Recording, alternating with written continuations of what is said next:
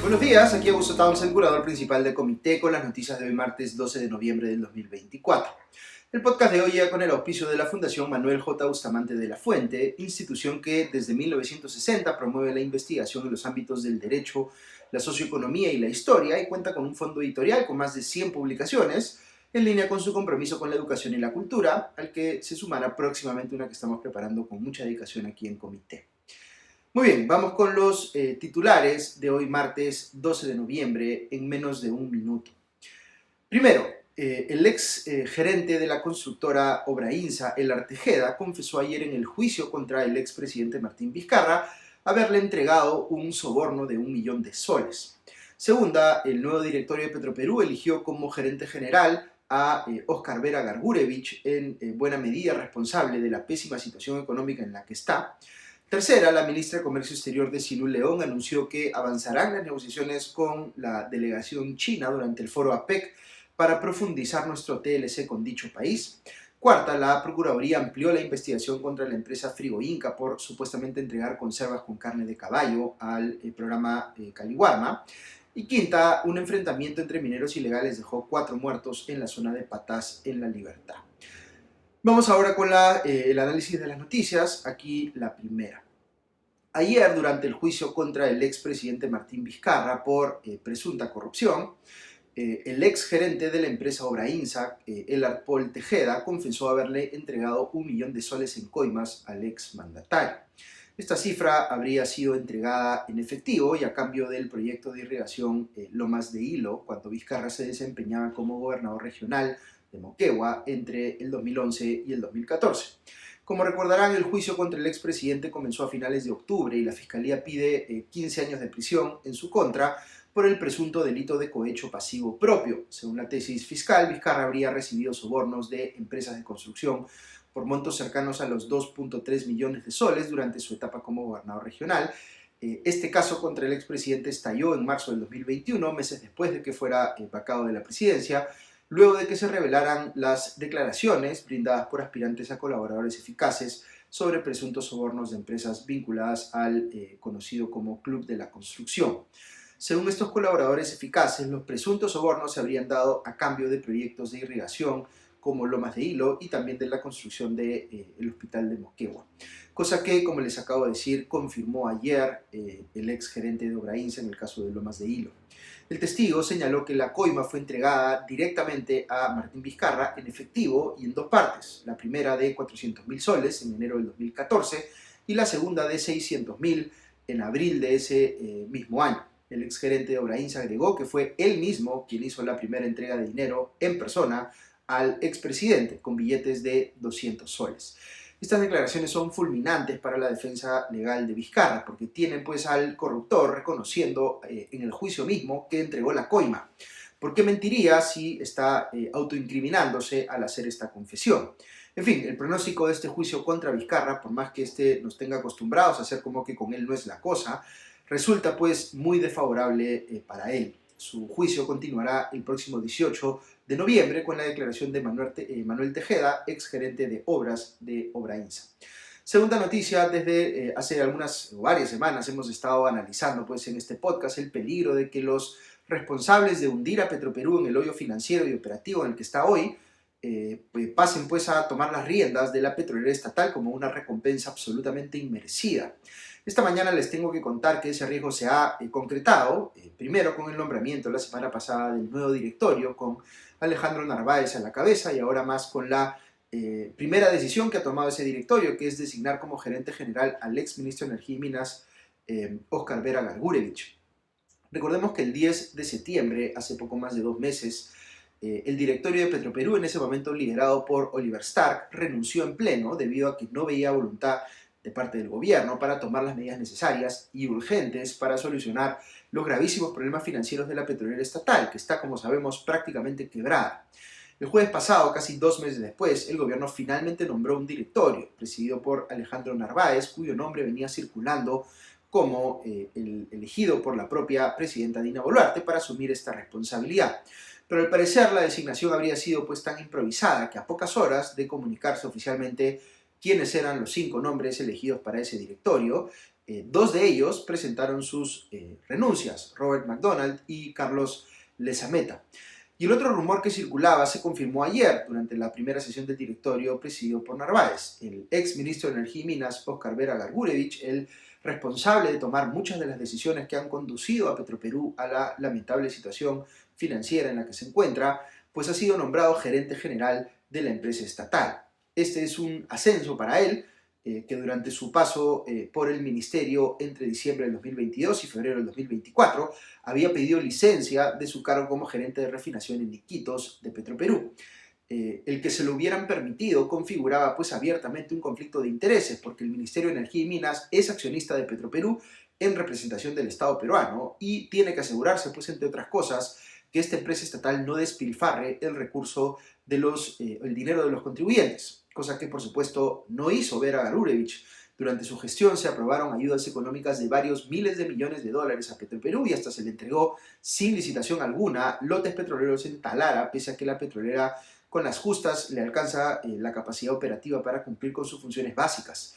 Y según se ha podido conocer, lo que buscaría Vera es insistir con que Petroperú se dedique a la explotación de lotes petroleros y además, de manera muy cuestionable, estaría buscando que se cancele la auditoría externa sobre la obra faraónica de modernización de la refinería de Talara, que podría mostrar responsabilidades legales en su propia gestión en torno a dicha obra. ¿Qué va a pasar entonces con Petroperú? El nuevo presidente del directorio, Alejandro Narváez, ha buscado minimizar la gravedad de la crisis de la petrolera y se ha mostrado en contra de tomar medidas como buscar un gestor privado que gerencie a la empresa estatal.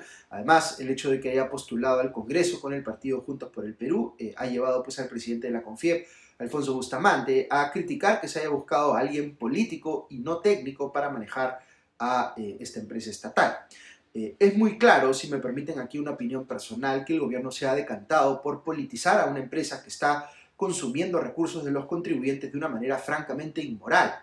Imagínense lo que podría haberse logrado si los miles de millones de dólares que se han venido dilapidando para cubrir forados por la incompetencia histórica en la gestión de la empresa estatal, Petroperú, se hubieran utilizado para invertir en salud o en educación de nuestros compatriotas más necesitados. Hay sin duda un sector de la opinión pública que encuentra un simbolismo importante para ellos en que el Estado peruano sea dueño de una empresa petrolera y que eso asegure, supuestamente, entre comillas, soberanía sobre nuestros recursos energéticos. Pero eso que puede sonarles bonito a algunos como relato, no es lo que pasa en la práctica. La existencia de Petroperú como empresa estatal no nos beneficia como consumidores porque toda la ineficiencia de la empresa se traslada a los precios y encima nos perjudica como contribuyentes porque, digamos, tenemos que cubrir las pérdidas que genera esa ineficiencia con nuestros impuestos, en cifras que son absolutamente astronómicas, que superan, como les decía, los miles de millones de dólares. Uno entiende, por supuesto, que haya una defensa de obras como la refinería de Talara en Talara mismo, por el impacto que genera ahí en generación de empleos y movimiento económico. Pero eso no es excusa suficiente si se está haciendo pues, una obra elefantiásica que no se necesita y que más bien extrae ingentes recursos del tesoro público que podrían destinarse a mejores usos. ¿Saben a quiénes sí beneficia? Pues a las cúpulas sindicales de Petroperú, de las cuales Óscar Vera Gargurevich es, como sabemos, un representante. Y beneficia también, por supuesto, a los gobiernos que quieren influir discrecionalmente en la gestión de esta empresa estatal para fines políticos o electorales, para asegurarles puestos de trabajo o contratos a proveedores amigos o para habilitar o preservar espacios de corrupción. Quienes tienen visiones liberales en temas económicos, como es mi caso, preferiríamos que no exista esta empresa. No solo preferiríamos, sino que lo exigimos con base legal, porque su propia existencia supone una violación del principio de subsidiariedad de la actividad empresarial del Estado, que está consagrado en la Constitución. Porque la gran mayoría de mercados donde opera Petroperú son o pueden ser mercados competitivos y por tanto no se justifica su presencia. Pero claro, puede haber legítimamente personas con visiones ideológicamente distintas, más progresistas, digamos, que consideren que sí debe existir una empresa petrolera estatal. Quienes están en esta perspectiva deben asumir la carga de la prueba y explicar por qué debería mantenerse con vida una empresa prácticamente quebrada como Petroperú, cómo proponen reflotarla si creen que eso es posible, en lugar de solo ponerse de costado cuando les preguntan cuál es el plan para lograrlo. o en todo caso explicar por qué es moralmente justificable para ellos que el dinero de los contribuyentes, que siempre es escaso para todos los fines a los que podría destinarse, se utilice para pagar forados en Petroperú en lugar de estar invertido en salud, educación u otros fines. Porque francamente es un escándalo que sigamos lanzándole dinero que no nos sobra a una empresa que no lo merece ni que tampoco nos lo retorna pues, en beneficios tangibles. Ok, tercera noticia. Esta semana he sido crítico de la decisión del gobierno de suspender las clases presenciales en los colegios por el foro APEC. Ayer hice todo un video especial explicando por qué ninguno de los argumentos que se han dado para justificar esto se sostiene, pero quisiera referirme también a los aspectos positivos del foro APEC, que son muy importantes también. Por ejemplo, la ministra de Comercio Exterior y Turismo, Desilu León, anunció que aprovechando la presencia de las autoridades de las 21 economías que conforman este bloque de cooperación económica del Asia-Pacífico, el Perú buscará firmar una optimización del Tratado de Libre Comercio, el TLC, con China, y que firmará además un TLC con Hong Kong.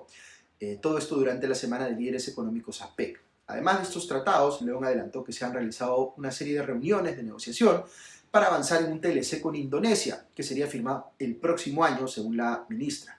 En el caso del TLC con China, el tratado firmado hace 14 años será mejorado con la inclusión de 5 capítulos y la mejora de los 7 originales, según la ministra, para beneficiar a ambas partes en este tratado.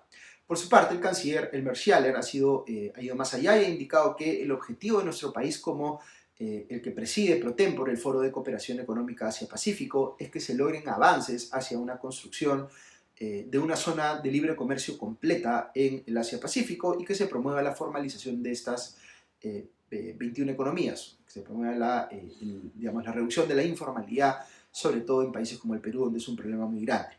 En ese sentido, opinó Schaller que sería muy importante que durante la Semana de Líderes Económicos se logre establecer una hoja de ruta que marque el camino para lograr esta última meta, que permitiría que las economías de este bloque intercambien bienes entre ellas sin aranceles, beneficiando pues a las industrias de cada nación.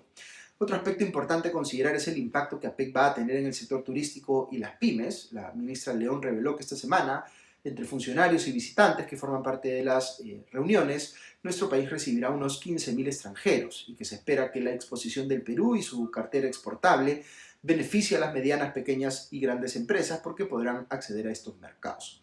A título personal, yo creo que una de las principales políticas de Estado, de las pocas que hemos tenido, que se pueden calificar como tales, ha sido nuestra apertura al comercio internacional. En esa línea pienso que es fundamental que la estrategia de firmar nuevos TLCs o profundizar los existentes perdure más allá de los cambios de gobierno. Esto va a ser difícil, hay que decir, en un entorno en el que Donald Trump va a ser el nuevo presidente de Estados Unidos y que, digamos, quien ha prometido iniciar una guerra comercial volcando su país hacia un proteccionismo como el que no se tiene recuerdo, digamos, en el pasado reciente. Es bien curioso en ese sentido, si me permiten agregar algo, que en el Perú haya personas autoidentificadas como liberales en lo económico, celebrando el triunfo de una persona, como Trump, que ha dicho literalmente que su palabra favorita es arancel. Cuarta noticia. Luego de un reportaje del dominical Cuarto Poder de este último fin de semana que reveló que la empresa Frigo Inca estaba entregando conservas con carne de caballo, etiquetadas como conservas de carne de res, al Programa Nacional de Alimentación Escolar Caliwarma, la Procuraduría Anticorrupción ha solicitado ampliar la investigación para llegar al fondo del asunto. El pedido de la Procuraduría, realizado ante la primera Fiscalía Provincial Corporativa, especializada en delitos de corrupción de funcionarios de Lima, requiere distintas diligencias de investigación con el fin de determinar responsabilidades que, según el reportaje televisivo, podrían alcanzar no solo a la empresa proveedora, sino a funcionarios del Ministerio de Desarrollo e Inclusión Social, el MIDIS, organismo del que depende el programa social Caliwarma. De acuerdo con el reportaje publicado por el Dominical, se sospecha que la empresa habría resuelto los problemas producidos por sus productos que intoxicaron, a niños, por ejemplo, en Puno, pagándole sobornos a funcionarios en el MIDIS y también en la Dirección General de Salud Ambiental e Inocuidad Alimentaria, DIGESA. Esto lo conocemos por reportajes que han salido en semanas anteriores, que han evidenciado pues, el mal estado de estos productos de Frigo Inca que generaron la intoxicación de niños en el Colegio Gamaliel Churata en Cabana, Puno. Al ser cuestionado sobre este tema, el MIDIS respondió que viene apoyando las investigaciones iniciadas por la Fiscalía para establecer responsabilidades de la empresa Frigoinca y de los servidores públicos que hayan incurrido en actos que afecten el normal funcionamiento del servicio de alimentación que desarrolla Jaliwarma. Quinta noticia, cierro rápidamente con una noticia que viene de La Libertad. Trágicamente se produjo un enfrentamiento entre mineros ilegales en el sector conocido como Puerto Nuevo, en Patás, que dejó 4 muertos y un herido. Las víctimas son jóvenes de entre 22 y 26 años que trabajaban en un socavón, según leo en RPP. Esto ocurre en la misma zona donde se ubicó hace algunos días un socavón que era utilizado como fosa común y que tenía restos de hasta 12 personas fallecidas. Queremos indudablemente estar en vitrina del mundo esta semana por el foro APEC y eso por supuesto es importantísimo, pero no se puede tapar el sol con un dedo y negar que nuestra realidad es la de un país que no sabe cómo enfrentar a las economías ilícitas como la minería ilegal y que tiene sectores de su territorio que ni siquiera es que sean muy remotos o inescrutables, donde no hay ley y encontrar una mina usada como una fosa común es trágicamente esperable. Frente a los invitados podemos no querer mostrar nuestra peor cara, pero nosotros mismos no podemos olvidar que existe y que va a estar ahí esperándonos cuando termine el foro APEC para que eventualmente podamos implementar algún tipo de solución al respecto que todavía no se ve la luz. Muy bien, recuerden que Comité es un esfuerzo que busca explicar a diario las noticias más importantes de manera rigurosa, sin sensacionalismo y sin dueños de la verdad, para que tengamos una ciudadanía mejor informada. Si nos escuchas desde las cuentas de Comité en las redes sociales, dale seguir, clique a me gusta y comparte nuestros contenidos para que podamos llegar a más gente. Muchas gracias nuevamente a nuestros auspiciadores, a la Fundación Manuel J. Bustamante de la Fuente y también a nuestros suscriptores que nos permiten con su apoyo seguir haciendo esto que nos gusta e ir amplificando nuestro impacto. Que estén bien, ya nos escuchamos el día de mañana. Adiós.